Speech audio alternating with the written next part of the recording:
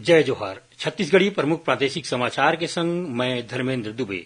वन nation वन ration card योजना के तहत राष्ट्रीय खाद्य सुरक्षा अधिनियम के राशन कार्डधारी हितग्राही मन के ई केवाईसी 31 अगस्त तक करे जाही।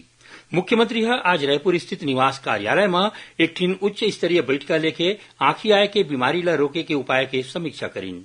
समीक्षा बैठक में मुख्यमंत्री कहिन कि कंजक्टिवाइटिस से बाँचे के उपाय और सावधानी के बने ढंग ले प्रचार प्रसार करे जाए।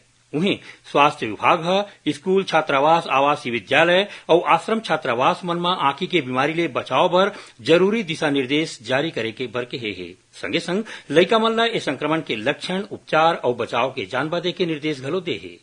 मुख्यमंत्री आज अपन रायपुर स्थित निवास कार्यालय में प्रदेश के जम्मू रेंज के नवा महानिरीक्षक और उप महानिरीक्षक मन के संग बैठक लीन।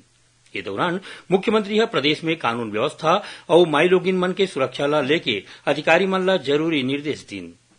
राज्य सरकार राजनांदगांव और रायगढ़ ला नवा पुलिस रेंज बनाए हैं और संगे संग भारतीय पुलिस सेवा के 6 जिन अधिकारी मन के प्रभार बदले गए हैं। रतनलाल डांगी ला रायपुर रेंज के पुलिस महानिरीक्षक बनाए गए हैं। एक भारत श्रेष्ठ भारत कार्यक्रम के तहत दिल्ली में होवैया युवा संगम क्रॉस कल्चरल कार्यक्रम में भाग ले बर काली छत्तीसगढ़ के टीम दिल्ली बर रवाना हुईन।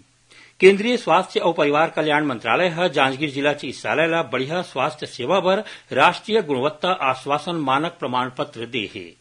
प्रदेश में सूबेदार उप निरीक्षक और प्लाटून कमांडर के भर्ती बर शारीरिक दक्षता परीक्षा के आयोजन 30 जुलाई के रायपुर में स्वामी विवेकानंद स्टेडियम कोटा में होही।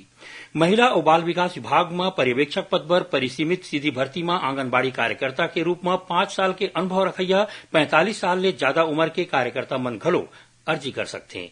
बस्तर संभाग में आज ले वृक्षारोपण कार्यक्रम पोदला उरसकना शुरू हुई। ये कार्यक्रम 9 अगस्त तक चलही और मौसम विभाग अवैया 24 घंटा के दौरान प्रदेश के 1-2 जगह में भारी ले अति भारी वर्षा होए के चेतावनी दी है। ये रही अब तक के प्रमुख प्रादेशिक समाचार। जय जोहार।